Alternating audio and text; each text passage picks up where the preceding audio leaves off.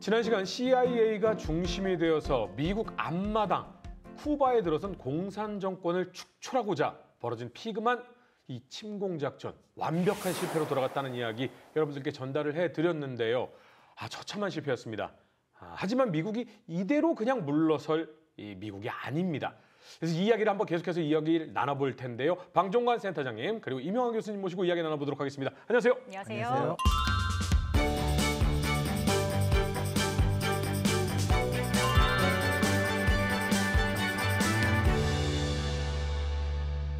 자, 피그만 침공 사태를 겪으면서 이제 소련과 쿠바도 이대로 있으면 안 되겠다 싶었을 것 같습니다. 어떤 변화를 낳았을지도 궁금한데 먼저 소장님께서 그 당시의 국제적인 상황을 좀 정리를 해주실까요?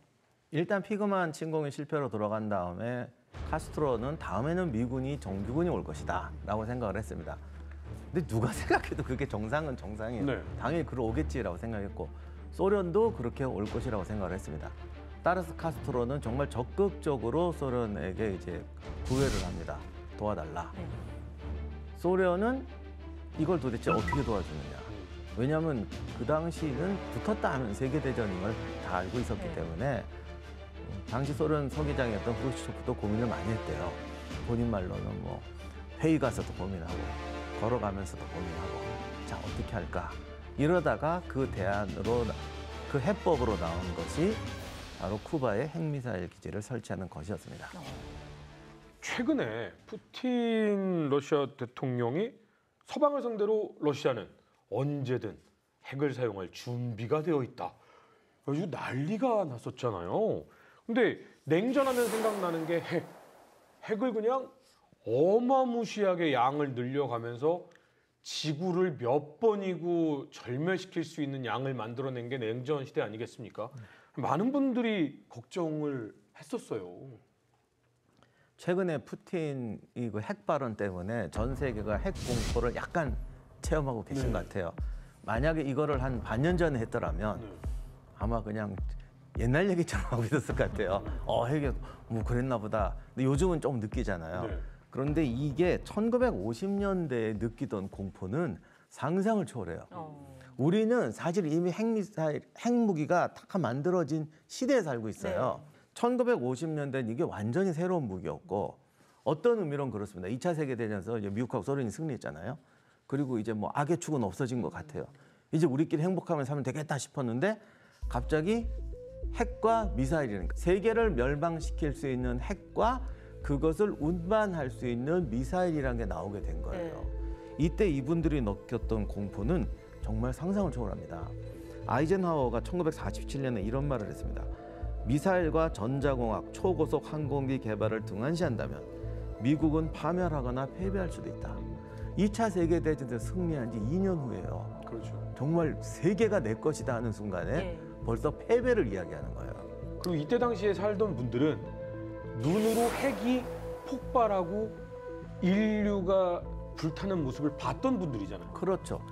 이 시대 사람들은 몰매를 맞는 게 아니라 그거를 너무나 정상적으로 보고 살았던 사람들이에요. 힘이 정이고 힘이 약하면 어떤 꼴을 당하는지 그리고 전쟁이라는 게 벌어지면 상대방한테 어떤 짓도 할 수 있다는 걸 자기들이 체험하고 살았던 사람들이에요. 그런 상태에서 상대가 어마어마하게 강한 무기를 가지고 있다? 당연히 쓰는 거죠. 그러니까 뭐라고 그럴까? 정의를 위해서는 무슨 짓이든 할 수 있다라는 게 이쪽이나 저쪽이나 이렇게 생각을 하고 있던 시대고 그러니까 정의를 위해서 내가 무슨 짓은 당할 수도 있다라는 생각도 하고 있던 시대였습니다. 반대로 얘기하면 정의를 위해선 무엇이든 할 수 있는데 양쪽 다 내가 정의다라고 생각하던 시대잖아요. 그거 되게 중요한 건데 이게 냉전 시작하다 보니까 지금은 그 다른 나라 전쟁에 개입하거나 뭐 하는 거에 대해서 어떻게 보면 변명을 많이 하잖아요. 이때는 너무 당당했어요. 미국은 세계를 자본주의 국가로 만들어서 세계 변형을 이끌어야 될 책임이 우리에게 있다라고 노골적으로 이해할 때고 소련은 세계혁명이 일어나는 곳에는 우리는 언제든지 달려가야 하며 그들의 외침을 외면해서는 안 된다라고 당당하게 얘기하던 때예요. 이 핵무기를 중심으로 한 전략 경쟁이 펼쳐지는 건데 구체적으로 어떻게 전개가 되는 건지 설명을 좀 해주세요. 그렇죠. 미국과 소련의 냉전 시대의 핵무기 경쟁을 생각하면은 우리는 미국이 당연히 핵무기를 먼저 만들었지 않습니까? 네. 그러니까 미국이 처음부터 끝까지 다 주도해왔고 그냥 소련은 따라온 거 아니냐라고 생각하는데 요 1960년대 초는 상황이 조금 달랐습니다. 뭐냐면은 미국이 핵무기를 처음 원자 폭탄을 만든 게 1945년이지 않습니까? 그리고 소련이 1949년도에 원자 폭탄을 만들었습니다. 수소폭탄은 미국이 52년, 소련이 1953년에 만들었죠. 그러니까 이 이야기는 뭐냐면은 핵무기 성능을 계속 개발하는 과정에서 미국이 먼저 주도권을 잡았지만은 소련이 막 따라오고 있는 상황이죠. 네. 미국은 당연히 불안감을 느낄 수밖에 없었습니다. 그런데 그 상황에서 바로 스푸트니크 쇼크가 온 겁니다. 스푸트니크 쇼크의 가장 큰 핵심은 뭐냐면은 핵무기는 미국이 먼저 만들었지만은 거기에 미사일에다가 대륙간 탄도미사일에다가 장착해서 미국 본토를 언제든지 핵무기로 박살낼 수 있다. 네. 이런 걸 이제 미국 사람들이 처음으로 느낀 거죠. 그래서 쇼크가 온 겁니다. 그리고 그래서 이제 미국 입장에서는 야, ICBM을 소련이 먼저 만들었어? 실제로 먼저 만들었습니다. 네. 그리고 미국이 그 2년 후에 이제 그걸 ICBM을 만들기 시작했고요. 이게 첫 번째가 있고, 두 번째는 미국이 이제 불안감을 갖고 있는 데다가 더욱이 소련이 그걸 막 과장을 했습니다. 자신의 능력을. 그러니까 미소 간의 협상에서 자기들의 주도권을 갖기 위해서 후르시초프나 이런 사람들이 자신들의 핵 능력을 막 과장하기 시작한 겁니다.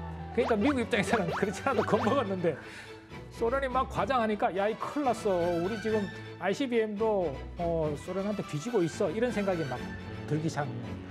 전략 폭격기도 소련에 뒤지고 있어. 이게 유명한 게 뭐냐면은 전략 폭격기 갭, 미사일 갭 이런 용어가 나옵니다. 네. 국제 정치학에서 보면은 이게 뭐냐면은 소련이 미국의 능력을 초과했다. 미국이 지금 큰일 났다. 전략 핵무기도 지금 뒤떨어져 있다. 네. 이런 위기의식이 1960년도에 막 있었습니다. 그게 케네디와 닉슨의 선거 과정에서도 그게 논쟁이 됐습니다. 그런데 요 문제는 나중에 딱 케네디 행정부가 출범하면서 맥나마라 국방장을 딱 출범해서 다시 정보를 다 종합해봤더니 미국이 뒤처진 게 아니라 미국이 훨씬 앞서고 있었다. 이게 사실은 이제 드러난 겁니다. 네. 다시 한번 정리하면은 숫자로 말씀드리겠습니다. 당시에 1961년도에 미국이 가진 핵무기가 약 29,000개였고요. 네. 그다음에 소련이 가진 핵무기가 4,000여 개 정도였습니다. 그러니까 미국이 7배나 더 많이 가지고 있습니다. 그러게요. 네. 그리고 전략 핵무기, ICBM, 전략 폭격기, 잠수함, 이것도 미국이 한 2,000여 개, 소련이 한 400여 개밖에 없었습니다. 5배. 네. 그러니까 사실은 미국이 자신의 능력을 충분히 가지고 있었음에도 불구하고 이게 소련의 이제 과장 또 이런 것들이 섞이면서 두려움 이런 것들이 섞이면서 상대방의 능력을 과대포장한 거죠. 그러니까 미국이 다 앞섰는데 예. 공포도 앞섰네요. 그렇죠. 그렇게 볼 수 있습니다. 예, 맞습니다. 근데 양쪽이 강력하다라는 건 당연히 알겠고 그것이 두렵다는 건 당연히 네. 알겠는데 왜 소련이 쿠바에다가 핵미사일을 설치하려고 한 거예요? 첫 번째 이유는 뭐냐면 미소 간의 전략 경쟁, 핵무기 경쟁의 주도권을 잡기 위해서 쿠바에 핵 미사일을 배치했다는 게 정설입니다. 네. 이게 뭐냐면은 앞에서 제가 핵무기를 그냥 포괄적으로 말씀을 드렸는데요. 정확하게 이야기하면은 핵무기를 탑재한 미사일은 크게 4가지 부류가 있습니다. 네. 그러니까 단거리 미사일, 단거리 핵미사일 요거는 사거리 1,000km 미만. 네. 그다음에 이제 중거리 이게 MRBM이라고 그러는데 요거는 이제 1,000km에서 3,000km. 그다음에 IRBM이라고 그래서 이건 중거리 미사일. 요거는 이제 3,000km에서 5,500km. ICBM은 대륙간 탄도미사일. 네. 대륙을 건너가는 탄도미사일은 5,500km 이상. 이렇게 이제 구분이 됩니다. 그런데 요 시점에 보면은 쿠바 핵미사일 위기가 일어나서 요 시점을 딱 계산해 보면은 미국이 ICBM, 네. 대륙을 건너가서 타격할 수 있는 ICBM을 125개 정도를 가지고 있었다고 합니다. 근데 미국이 판단했을 때 러시아는 얼마를 가지고 있었냐? 정확하게는 아니지만 25기부터 75기 사이 정도 된다고 합니다. 그러니까 미국보다는 훨씬 적죠. 네. 대신에 소련은 중거리 핵미사일, 준중거리 핵미사일, 네. 앞에서 말씀드린 MRBM이나 IRBM을 숫자상으로 더 많이 가지고 있었던 네네. 겁니다. 그러니까 이것을 쿠바에 딱 배치하면은 아, 미국 영토가 그렇죠. 사정권에 드는 거니까. ICBM 부족한 것을 한꺼번에 쏟아부어 넣을 수 있습니다. 단 한 번에 만회할 수 있는 거죠. 턱 밑에 갖다 놓으니까. 네. 그러니까 준중거리, 중거리 미사일을 쿠바에 딱 갖다 놓음으로써 전략 균형이 완전히 뒤집어지는 거죠. 그러네요. 예. 이게 가장 큰 첫 번째 이유입니다. 그러니까 우리가 쏟아부을 수 있는 건 125발, 저쪽에서 쏟아부을 수 있는 건 한 25발에서 75발밖에 안 됐는데 이게 쿠바로 오면 네. 수백 발 이상이 될 수도 있는. 그렇죠. 그럼 완전히 뒤집어지는 겁니다. 전략 균형이. 이게 가장 큰 원인이라고 볼 수 있습니다. 예, 그런데 이제 여기서 통상적으로 쿠바 미사일 위기 배경으로 거론되는 두 가지 이유가 있는데요. 네. 그 동독 안에 있지 않습니까? 베를린이. 동독의 국경 안에 160km 지점 안에 베를린이 있는 겁니다. 그래서 베를린을 이제 미군이 점령하고 있으니까 연합군이 점령하고 있으니까 이것을 이제 철수하라라고 압력을 넣기 위해서 쿠바에 미사일을 배치했다. 이런 주장도 있습니다. 그런데 사실은 베를린에 있는 연합군이 철수하는 문제는 미소 간의 협의 과정에서 없었거든요. 네. 그러니까 이것은 기본적으로 소련이 쿠바에 미사일을 배치한 그 이유는 될 수 없다는 게 정론이고요.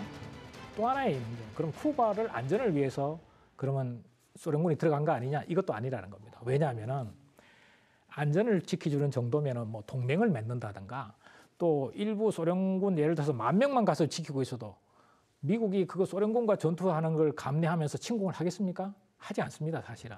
이제 그럼에도 불구하고 핵미사일까지 딱 갖다 놓은 것은 앞에서 제가 설명드린 네. 전략 핵무기의 균형을 회복하기 위해서 한 거 아니고는 설명이 안 된다. 이게 이제 국제 정치학적으로는 현재까지는 정설이라고 보면 됩니다. 후르츠초프가 이런 말을 합니다. 쿠바에 미사일을 갖다 온다고 해서 그거 가지고 미국을 초토화시킬 수는 없다. 핵전쟁이 났을 때 그걸로 승리를 보장할 수는 없단 말이죠. 하지만 맨하탄이 사정거리 안에 있다.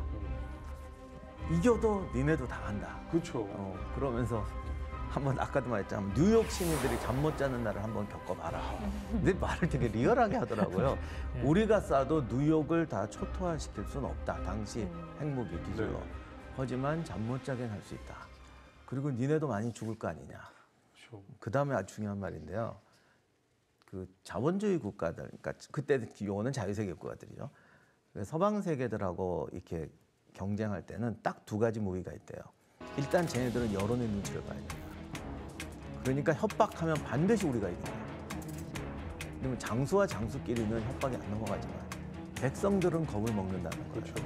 그렇기 때문에 맨하탄이 핵무기 사정거리 안에 있다라는 것은 실제로 전쟁이 벌어졌을 때 이길 수 있는 보장은 하나도 안 되지만 모든 이 기싸움에서 이길 수 있는 굉장히 중요한 무기가 된다. 또 하나는 아까 말씀드린 것처럼 돈이다. 돈이 걸리면 얘네들은 이제 돌게 돼 있다. 지금 사실 푸틴이 핵미사일 얘기하는 거나 네. 우크라이나 전쟁에서 쓰는 전략도 딱 두 가지잖아요. 공포와 돈으로 여론을 자극하자. 그러면 반드시 장기전에서는 러시아가 이길 수 있고 서방 세계는 분열될 수밖에 없다. 이 싸움이 지금 100년째 이제 계속되고 있는 겁니다. 그러면 이제 쿠바에 핵미사일을 놓는 건 사실 소련 입장에선 야 이거 세계대전도 각오해야 돼. 이 정도의 결정이잖아요. 후르시초프 단독으로 결정하기엔 너무 큰일 아닙니까? 후르츠초프는 자기 회고록에서는 자기 생각이라고 그랬어요. 근데 중요한 거는 회의는 했죠. 네. 회의는 했는데 이제 중요한 건 그 누구 생각이냐 중요한 게 아니라 이게 먹힌다는 판단을 해야 동의를 할 거 아니에요. 근데 이제 먹힌다는 확신을 이제 후르츠초프가 밀었던 거죠. 여기에 대해서 근거가 두 개였는데 서방 세계는 여론과 돈에 약하기 때문에 치킨 게임으로 가면 무조건 우리가 이긴다. 예를 들어서 한 20분 지났더니 물러가더라. 따라 봐라 우리가 이기지 않냐. 이런 논리가 하나 있었고 또 하나는 이때 미국 대통령 케네디였는데 케네디는 참 합리적으로 타협하려고 그러더라. 양보도 할 줄 알더라. 가장 훌륭한 미국 대통령이었다. 이건 제 얘기가 아니고 후르시초프의 그 말에 사람 의하면 입장이라는 겁니다. 근데 아무튼 그 전에 이제 우리 처음 지난 시간에 했을 때 나왔던 그 빈 회의에서 후르츠초프가 케네디를 만났는데 네. 본인이 받은 인상이 이제 이 말이 되는 사람이구나라는 인상을 받았대요. 그래서 이제 저런 박사님이 말씀하신 저런 판단하에 그러면 후르츠초프는 이제 6월 달이 되면은 이제 정치국 회의에 이 안건을 상정을 합니다.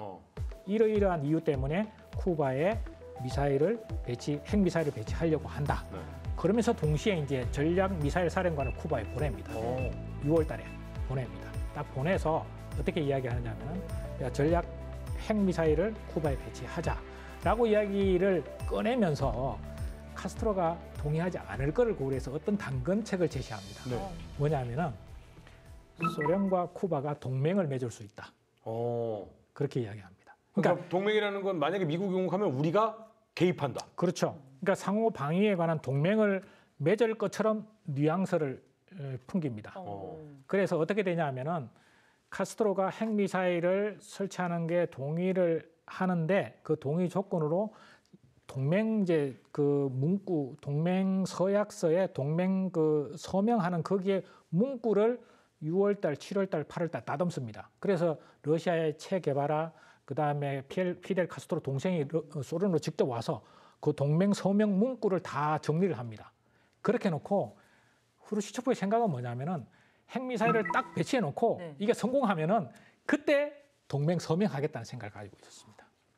소련은 철저하게 쿠바를 이용하면서 핵미사일을 배치를 하면은 케네디 대통령이 적절하게 타협을 할 것이고 그걸 기정사실화하면서 소련은 전략 균형을 완전히 일거에 회복하고 그러면 결국은 미국이 침공하지 못하도록 동맹 서약서를 서명하겠다. 이런 생각을 가지고 있습니다. 그러니까 만약에 이게 배치가 된다면 배치되는 순간 미국은 못 들어온다. 그렇죠. 그러면 동맹 맺어도 된다. 그렇죠. 그렇게 생각한 겁니다. 그러니까 후르초프의 사고는 그거였습니다.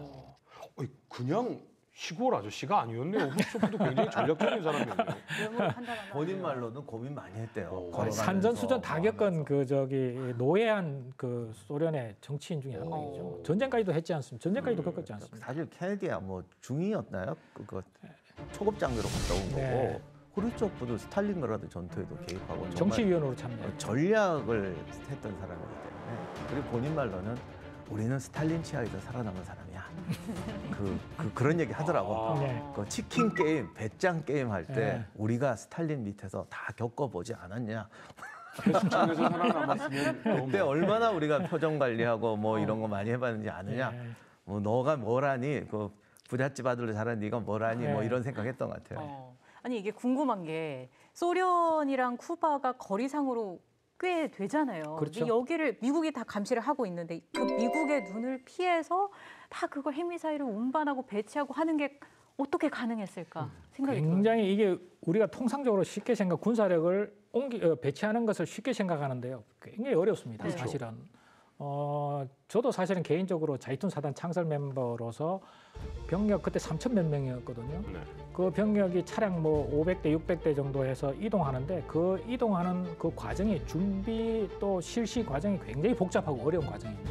그런데 이때 소련군이 옮긴 병력이 5만 명이 넘습니다. 그리고 핵미사일, 그다음에 핵탄두, 미사일, 뭐 지대공 미사일 다 합치니까 물자가 23만 톤이었습니다. 그리고 여기 동원된 배가 85척. 그러니까 이 5만 명의 병력과 23만 톤의 물동량을 옮기는 게 엄청난 작전이라는 거죠. 그리고 소련에서부터 쿠바까지 배로 가면 약 한 달이 걸립니다.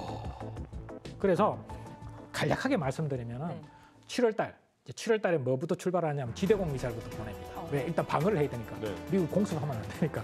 지대공 미사일 7월 달 보내고 8월 달 되면 이제 미사일을 보냅니다. 근데 핵탄두는 장착이 안 된 미사일부터 보냅니다.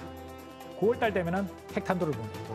핵탄두가 처음 도착한 게 10월 4일이었고요. 핵탄두와 미사일이 대략적으로 1개 포대 한 미사일 일부가 준비된 게 10월 20일이었습니다. 그러니까 실질적으로는 쿠바 핵 미사일 위기는 소련의 미사일을 다 배치한 상태에서 전개된 게 아니고 네. 소련이 막 배치하는 과정에서 미국이 해상 봉쇄를 하고 이렇게 전개가 된 겁니다. 그 점을 먼저 이해할 필요가 있습니다. 그런데 흥미로운 여담 한 가지 말씀드리면은 소련 그 병사들이 쿠바로 이동하는 병사들이 엄청 고생을 한 겁니다. 그러니까 인공위성을 피하기 위해서 절대로 주간에는 바깥에 나오지 마. 실내 선창에 무조건 있어. 실내 선창에 이동할 때 선창의 온도가 50도, 습도는 95%. 병력 5만 명이 이동하는데 70%의 병력이 체중이 10kg 이상 빠졌습니다. 와.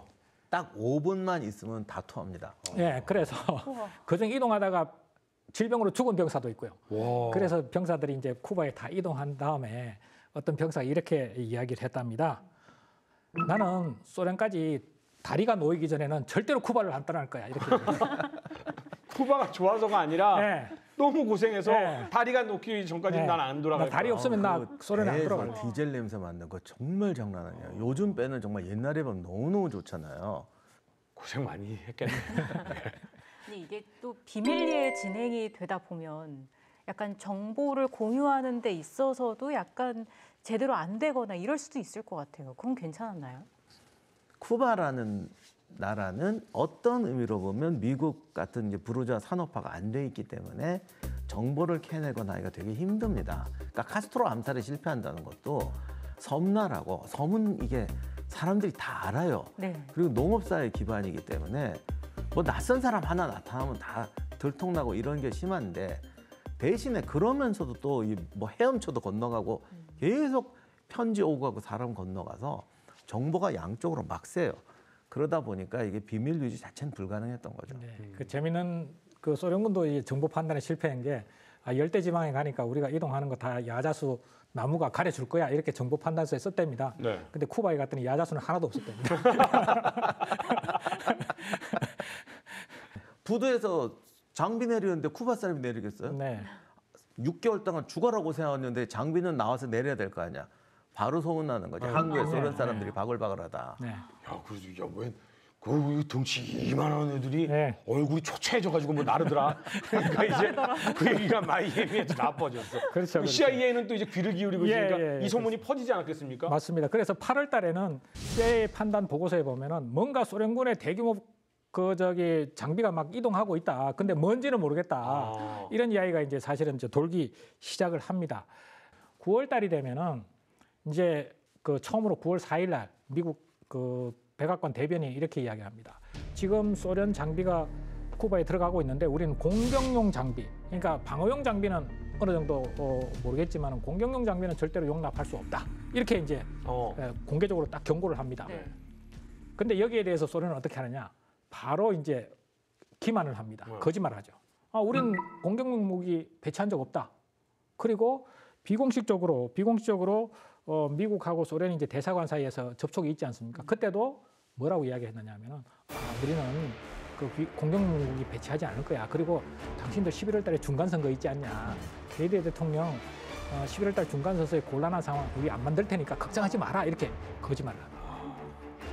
더욱이 9월 말에 유투기가 이렇게 정찰을 해야 되는데 그때 중국으로 들어갔던 유투기가 격추되면서 유투기 정찰도 9월 말에 중지가 됩니다. 그래서 공백이 딱 생겼는데 그러면 언제 발견하느냐? 예. 10월 14일 날. 10월 14일 쿠바로 들어갔던 유투기에서 바로 미사일이 딱 발견됩니다. 임무 순위 준비를 마무리하는 단계에서 딱 발견됩니다. 그리고 지금은 이제 정찰기에서 바로 데이터 링크로 해서 네. 바로 전송이 되지만 과거에는 착륙을 해서 필름을 인화를 해서 그렇죠. 사람들이 보면서 이게 뭔지 따져보고 이게 또 하루가 걸렸어요. 분석관들이 있었죠. 분석관들이 네. 있었죠. 그래서 15일 날 저녁 때 안보보좌관한테 보고가 되고 그래서 16일 날 아침에 대통령한테 보고가 됐어요. 비상 선포가 됐겠네요. 그렇죠. 그래서 이제 케네디 행정부가 엑스컴이라 그래서 국가안보회의 집행위원회, 그러니까 핵심 고위 관계자들이 모여서 회의체를 운영을 하기 시작합니다. 이게 이제 위기 관리가 시작됐다는 거죠. 네. 그럼 이제는 이거 완전 뭐 긴급 대응이 들어가야 될 것 같아요. 그렇죠. 근데 이제 정보라는 게 지금 위성 정보같이 정확하진 않아서 2중, 3중으로 확인을 하는데 이때 유투기가 하필 추락하는 바람에 못난 것도 있고 여기는 주기적으로 또 허리케인이 오잖아요. 허리케인이죠. 허리케인 때 못 나가고 날씨 좋아지니까 나갔는데 하필 그날 딱 걸린 거예요. 이제 찍었어요. 그래서 미사일 기지 이거 틀림없다. 네. 근데 그것도 이제 다 대조해. 그러니까 지금처럼 여기 미사일 기지라고 써놓지 않기 때문에 또 써놔도 그게 보이겠습니까? 그러니까 이제 소련에 있는 미사일 기지랑 이거랑 막 대조해 보면서 이게 미사일 기지 같다 했는데 이 시대만 해도 아직 그런 게 좀 부족하기 때문에 사람이 뭐가 정보가 들어와야 믿는 시대였어요. 또 그 단계가 있더라고요. 그러니까 요때는 저건 누군가 확실히 직접적인 눈으로 본 게 최종 확인이에요. 근데 이 눈으로 본 정보가 어이없게도 소련에서 옵니다. 소련에서요? 네, 이 스파이 역사에서 정말 유명한 올레크 펜콥스키라고 네. 미국의 이중 스파이가 되었던 그러니까 스파이사에서 굉장히 유명한 양반이 닥친 대로 찍어서 보내주고 있었는데 그중에 쿠바 미사일 기지에 대한 어떤 정보가 있었어요. 이걸 보고 두 개를 맞춰보고 쿠바에 미사일 기지가 설치되고 있다는 것을 이제 확신하게 되죠. 그래서 10월 15일에 케네디에게 보고가 올라갔고 16일에 미사일 기지가 설치되고 있다는 걸 케네디가 확신하게 되는데 사실 지금까지 후르츠프한테 계속 당하고 있었기 때문에 이때는 정말 이제 분노가 극에 다가를 하고 내가 이제 뭔가를 보여줘야만 된다고 이제 그렇죠. 정말 뭐라고 할까요? 케네디의 극적인 변심. 이때부터 사람이 달라지기 시작합니다. 보자 하니까 보자기로 보이고 가만히 있으니까 가만히로 보이나 이런 상태가 된 거군요.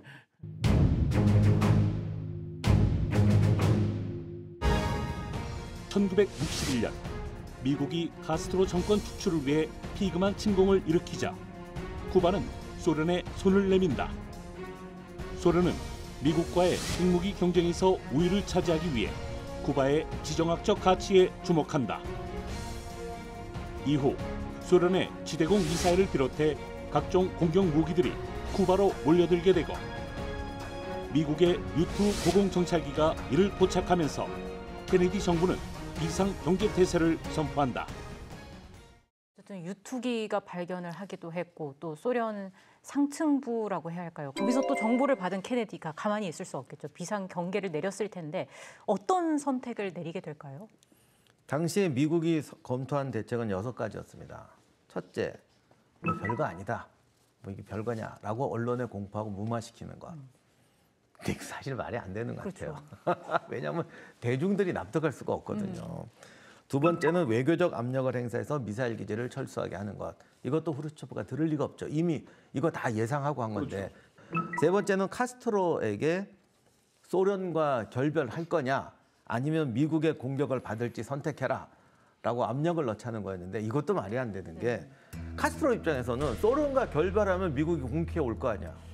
이거는 왜 너 무장 해제하면 우리 공격 안 할게 소리하고 똑같거든요. 네. 그러니까 이게 먹힐 리가 없는 얘기고. 그다음에 이제 쿠바의 전면적인 공격을 단행해서 카스트로를 실각시킨다. 근데 이거는 이제 군사적으로는 가능하겠지만 이제 그다음 문제가 있으니까 그 뒤로도 못한 것이고 마지막에 이제 미국이 잘 쓰는 방법 미사일 기지를 공습하자 100% 성공한다는 보장이 없고 또 갖다 놓을 수가 있으니까 그래서 이제 마지막에 미사일이 쿠바에 가지 못하도록 해상 봉쇄하자 이 안이 나왔던 겁니다. 남북 전쟁 아나콘다 작전 이후에 해상 봉쇄는 항상 쓰이는 거예요. 근데 사실 합참은 만장일치로 네 번째 쿠바를 공격하자를 했대요. 근데 케네디가 여기서 이제 요건 사실 후르츠초프 예상대로 된 건데 케네디 입장에서는 절대 강경하게 못 나갈 것이다. 그리고 특히 서베르린 문제가 많이 걸려 있어서 근데 요 문제는 지금 우리가 생각하는 건 많이 다른 것 같아요. 당시에는 유럽이 굉장히 중요했고 뭐 지금도 중요하지만 독일은 더더욱이 중요했어요. 이때 독일이 패전국이라고 알고 계시는데 패전국도 벌써 며칠 전 이야기고 2차 대전 종전하자마자 러시아를 막을 수 있는 유럽의 최고의 방어 거점은 독일이다. 지금도 사실 지금 우크라이나 전쟁 때 이 문제가 나오고 있습니다만 이거를 누가 더 세게 밀었냐면 영국하고 프랑스가 밀었어요. 1차 세계대전 때 끝나고 나서 영국하고 프랑스는 독일을 무장 해제하자였잖아요. 2차 대전 끝나고 나니까 독일을 무장시켜라였어요. 국제 정치가 순망치 아닌 거죠. 네, 그래서 오히려 독일이 안 하겠다 그래서 군사비 안 쓴다고. 우리는 그 돈으로 경제 개발하겠다. 안 된다. 니네 무장해야 된다고. 정말 국제 정세는 우리 생각과는 너무 다릅니다. 그러다 보니까 이 서베르린 문제가 굉장히 중요한 문제로 당시에는 인식이 되고 있었던 겁니다. 그래서 하여간 케네디가 베를린 문제를 굉장히 걱정했다라고 합니다.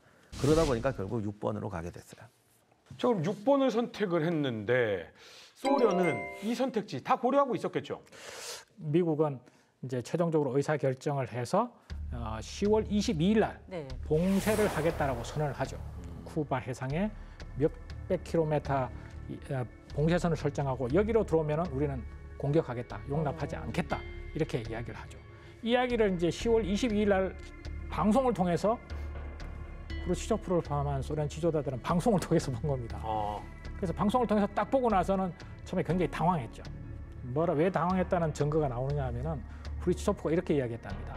야, 미군이 지금 바로 쿠바에 상륙하면은 거기 있는 전술 핵 미사일로 타격해야 돼라고 이야기했다는 겁니다. 그러니까 크루스초프는 뭐냐면은 방송 나오는 거 보고 야 미국이 바로 침공하겠구나 네. 쿠바를 이렇게 걱정한 거죠. 네.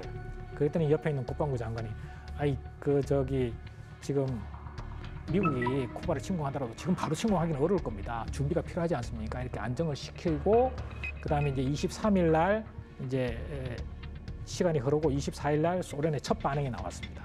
뭐라고 나왔느냐? 미국의 봉쇄를 용납할 수 없다. 네.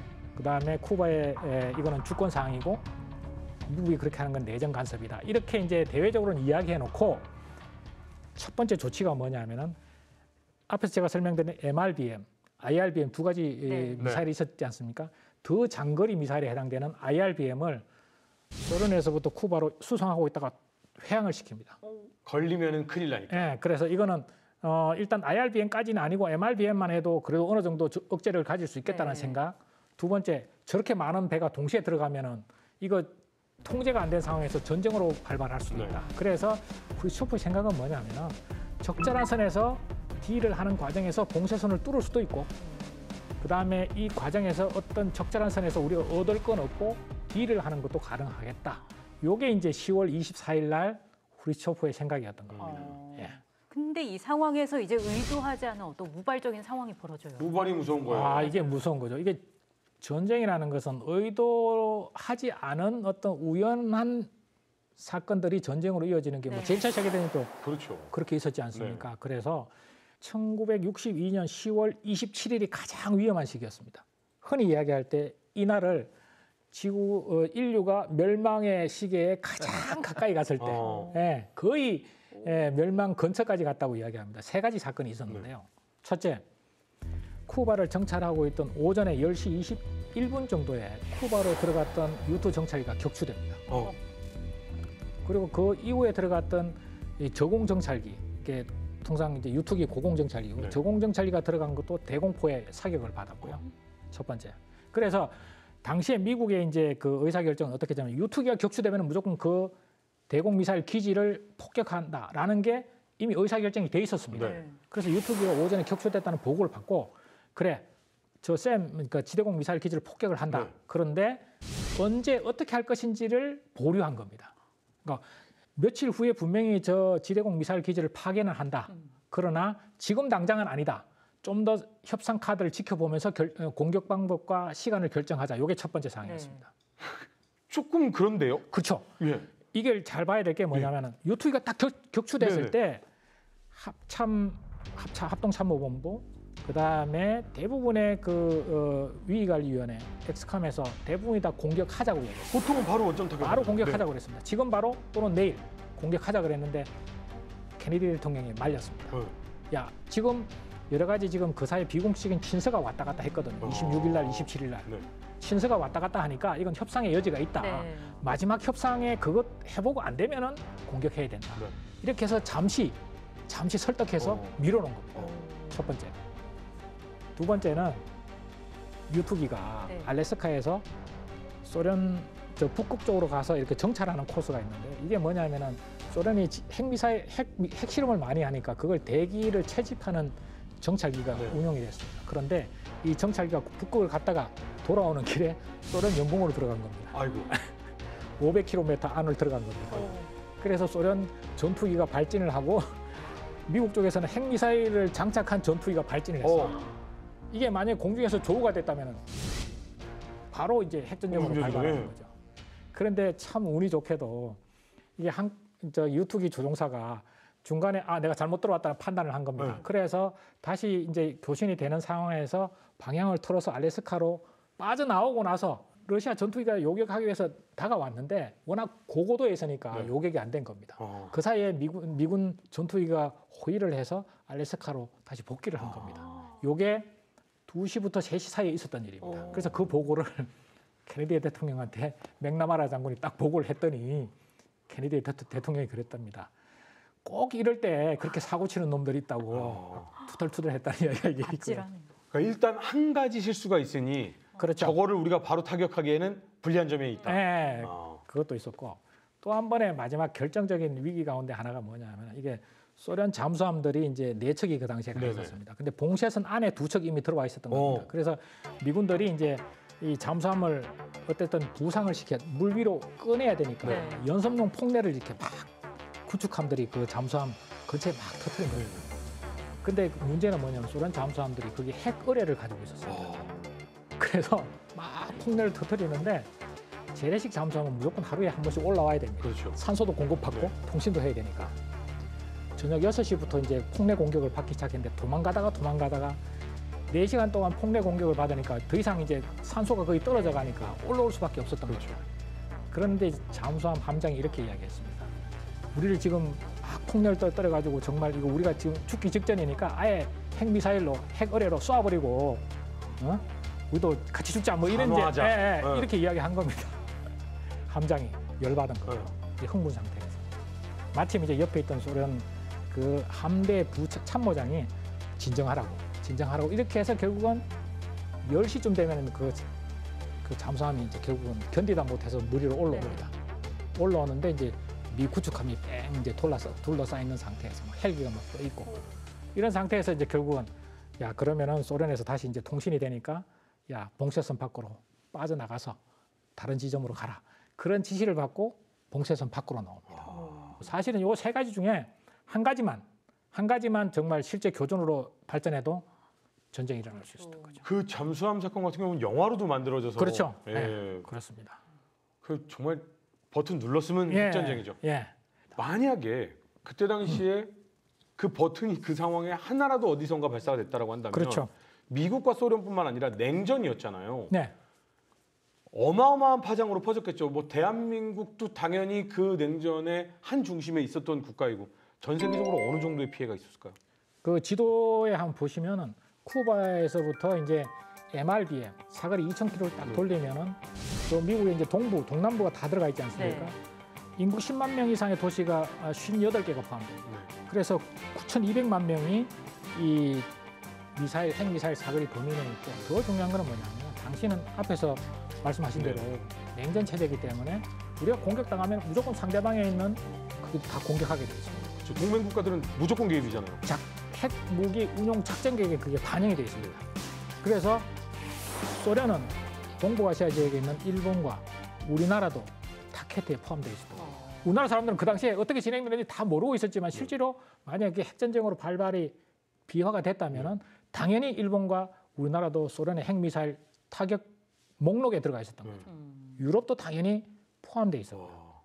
그래서 그 당시에 어떤 그 공통적으로 인정하는 건 뭐냐면은 인류 역사상 핵무기가 개발된 이래 가장 핵전쟁에 가까이 갔던 시점은 1962년 10월 27일이었다. 이게 공통점이다. 그러니까 정말 그 62년 어느 날 웃으면서 지금은 얘기하고 있지만 예, 그렇습니다. 대한민국 국민들은 피어오르는 버섯구름을 볼 수도 있었던 거잖아요.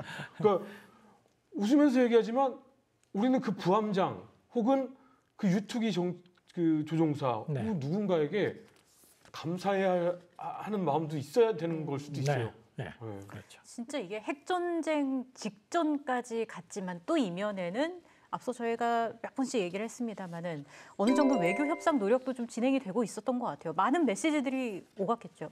그러니까 이게 사실 치킨 게임이었기 때문에 이게 우리가 정말 그때 뭔 일이 났다 그러면 이 진행 과정 보면 되게 좀 어이가 없잖아요. 네. 근데 처음 시작할 때부터 후르시초프는 주변 사람들한테 이거 절대 케네디 성격으로 봐서나 뭐 등등으로 봐서 절대 어느 선 이상은 안 나온다고 믿고 나갔던 거예요. 그런데 케네디가 2가지를 한 거죠. 24일에 튀르키예 미사일 해체하겠다. 근데 이건 사실은 그냥 당신 명분을 세워주겠다는 협상 카드에 불과했고 이걸로 끝내자. 네. 그러면서 갑자기 뭐 전군의 데프콘 3 발동하고 해상 봉쇄한다라고 이게 세게 나온 거죠. 그러니까 약간 이제 야 이게 뭐냐 이렇게 된 거예요. 그런데 속으로 굉장히 떨었죠, 당연히. 네. 그래서 이거 어떻게 해야 되니? 얘가 생각보다 세게 나오는데 그랬더니 생각보다 세게 나오니까 여기까지겠죠라고 생각을 했어요. 그거를 믿고 이제 좀 더 밀어붙이려고 했었고 사실은 해상 봉쇄했을 때도 그 전에 베를린 장벽 부순다고 미군 탱크들이 왔을 때 소련 탱크들이 서 있었거든요. 걔도 얼마나 긴장했겠어요. 그냥 어떡합니까? 그랬더니 걱정하지 마라. 쟤들 그냥 간다. 그리고 20분 동안 버티다 갔거든요. 그 얘기를 하면서 이번에도 간다. 괜찮아. 미국 전함 겁내지 말고 그냥 가. 쟤들 못 덤벼. 이러면서 지금 하고 있었는데 속으로는 이제 이게 정말 갈 때까지 치킨 게임이 간 거였어. 근데 역사 속에서 보면 그러다가 재채기 한번 잘못해가지고 전쟁이 일어나는 그러니까 아무나 하는 게 치킨 게임이 그런 거지 뭐. 그러니까 어떻게 보면 지금 우리가 생각할 때 세계인의 운명을 걸고 지금 네. 치킨 게임이 벌어지고 있는 건데 튀르키예를 협상으로 걸었더니 튀르키예 쪽에서는 이거 해체하면 우리는 또 그러면 소련의 위협에 노출되지 않냐 해서 화를 막 내고 돌아가는 걸 보니까 카스트로가 이상한 거예요. 네. 이거 뭔가 이상하다. 너희들 치사하게 여기까지 왔는데 빼니? 라고 해서 보장을 받기 위해서 만약에 쿠바가 공격받으면 소련이 미국을 핵미사일로 공격에 나오. 그리고 우리 영내로 들어오는 미군 부대나 공격기는 소련군이 같이 공격해서 해치워달라는 요구를 한 거예요. 이렇게 되니까 후르츠코가 여기에 정말 거의 꼭지가 돌아갔다는 거네. 이게 지금 치킨 게임 하고 있는데 지금 불 붙이라는 소리. 이거 바보 아니냐고 펄펄 뛰었대는데 카스트로는 카스트로대로 또 치킨 게임을 한 것 같아요. 그렇죠. 실제 그걸 믿었다기보다는 자기는 보장이 왜냐하면 상식적으로 미군도 4번안 침공안을 주장했단 네. 말이에요. 그럼 카스트로 입장에서는 미군이 이 건수 때문에 또 침공할 테니까 여기까지 진행한 이상 잘못하면은 미사일을 불러온 게 오히려 쿠바 침공을 유도하는 결과가 됐잖아요. 그러니 너희들이 이거를 제대로 하려면 쿠바 침공하면 핵미사일 쏜다는 보장을 해다오. 당연히 그렇게 요구를 하는 거예요. 그러니 후르츠초프는 야가 지금 미쳤나 막 이렇게 되고 진짜 펄펄 뛰었대. 이렇게 되니까 이제 다들 내가 케어할 수 없는 상황으로 간다는 게 보이기 시작하죠.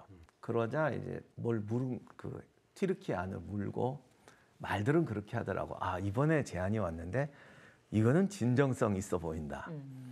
또 이제 후르츠초프가 친서를 보냅니다. 근데 미국에서도 이거는 진정성이 있어 보인다. 내가 볼 땐 그렇게 믿을 수밖에 없었던 것 같아요. 그래서 이제 왔으니까. 여기서 중요한 이제 거래가 이루어지는데요. 후르츠초프가 10월 26일 날 친서를 최초에는 쿠바에 대한 불가침 약속을 해라라고 공개적으로 해라라고 첫 번째 조건이 있었는데 나중에 추가적으로 요청한 게 뭐냐면은 튀르키예에 있는 미국의 핵미사일을 철수해라라고 요구를 했습니다. 그걸 공개적으로 하라라고 이야기했습니다. 10월 26일 날 친서를 통해서. 그런데 케네디 입장에서는 그것을 일정한 거래로 필요하다고 생각을 했으나 그것을 공개적으로 할 경우에 미국의 국가적 위신이나 국내적으로 정치적으로 엄청난 타격을 받지 않습니까? 굉장히 젊은 대통령이 나와서 국가안보에 대한 개념도 없고 물러서기만 한다 이런 이제 비난을 받았기 때문에 여기서 딜을 합니다. 뭐라고 하냐면은 좋다. 우리도 튀르키예 그 핵미사일 철수할 생각을 가지고 있다. 그런데 공개적으로는 절대 못한다. 공개적으로 소련에서 먼저 밝히면 이 협상은 없던 걸로 파기하고 우리는 원래대로 행동할 수밖에 없다. 이렇게 이야기합니다. 그래서 튀르키예의 핵미사일 철수가 협상 카드로 들어왔다는 일은 그 당시에는 아무도 몰랐습니다. 미국과 소련 극소수의 사람들만 알고 있었죠. 그리고 튀르키예한테는 야 이거 오래된 미사일 별로 성능이 안 좋으니까 우리 바꿔줄게. 그러고 나서 미국이 빼간 거죠. 뜯어가고 새로운 건 도착하지 않았다. 근데 그게 정말 컸어요. 왜냐하면 만약 그거 공개됐으면 우리가 알고 있는 케네디는 없습니다. 네, 그렇죠. 이게 사실은 미국이 굉장히 양보를 많이 한 건데 당시에는 미국의 승리로 받아들여졌어요. 네.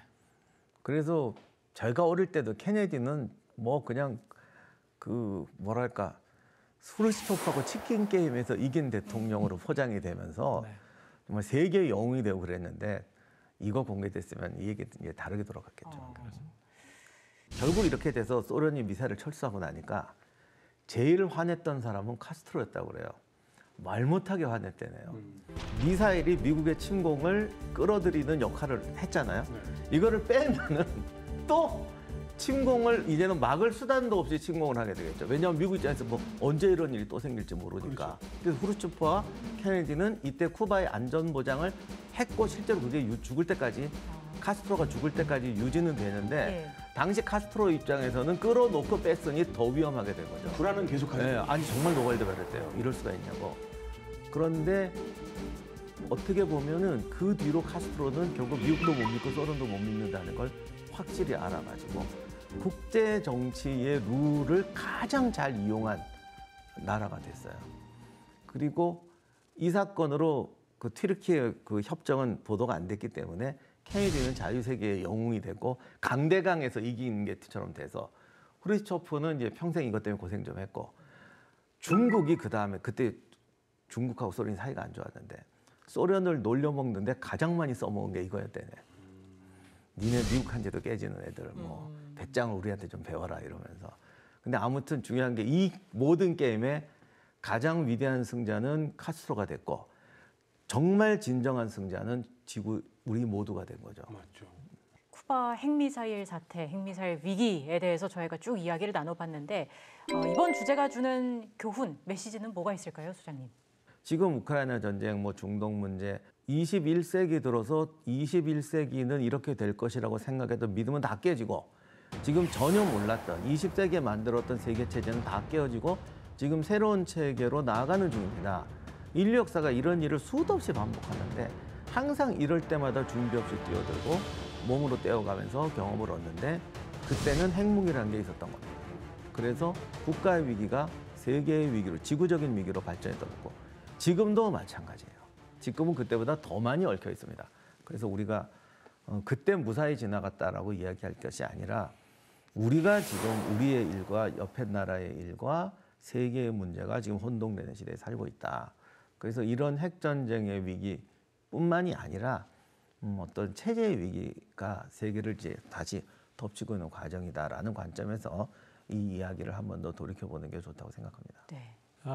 이 쿠바 미사일 위기를 보다 보면은 국가 안보의 위기 또 적의 위협에 대해서 무조건 타협하고 적절하게 거래하는 게 적절할 수도 있다. 또 그것이 최선이다라고 생각할 수도 있기 때문에 거기에 대해서 조금 더 우리가 그렇게 단순하지 않다는 말씀을 하나 드리겠습니다. 뭐냐면은 결국은 후르시초프나 케네디가 일정한 선에서 타협을 하고 할 수 있었던 것은 결과적으로 후르시초프는 미국이 정말 쿠바를 침공할 수 있는 준비를 했고 실제로 며칠만 협상이 만약에 더 지연되면은 미국이 전면 공습을 통해서 또 전면적인 상륙 작전을 통해서 쿠바를 전면 침공할 수도 있다는 준비를 하고 있고 준비가 돼 있다는 걸 알고 있었습니다. 그렇기 때문에 후르시초프는 일정 부분 양보를 했던 겁니다. 그래서 적의 위협 또 안보 상황에서의 타협이라는 것은 나의 능력이 준비가 돼 있고 그것을 충분히 사용할 수 있는 결기가 되어 있을 때 네. 그렇기 때문에 그런 상태 하에서 협상과 거래가 가능한 겁니다. 일방적인 협상이나 또는 일방적인 타협만을 추구한다고 해서 그것이 되는 것은 절대 아니다. 그래서 항상 전쟁과 군사의 문제는 항상 이렇게 역설적인 양면성이 있기 때문에 그런 부분들을 종합적으로 고려해서 해야 된다. 그래서 굉장히 어려운 문제다. 이런 말씀을 드리고 싶습니다. 근데 오늘 방송을 제대로 보셨다면 결코 후르시초프는 패한 외교를 하지 않았습니다. 턱 밑에 있었던 칼날을 치우게 됐었거든요. 하지만 사람들에게 알려진 바는 그렇지 않았습니다. 우리도 이제는 이걸 배워야 되지 않나, 이런 국제적인 외교와 정치적인 감각을 좀 거시적으로 배워야 되지 않나라는 좀 생각을 해보게 됐습니다. 다음 시간엔 좀 더 흥미로운 주제를 가지고 해야지 여러분들이 또 봐주시지 않을까, 저는 이런 생각을 하면서 마무리 짓도록 하겠습니다. 시청해주신 여러분 감사합니다.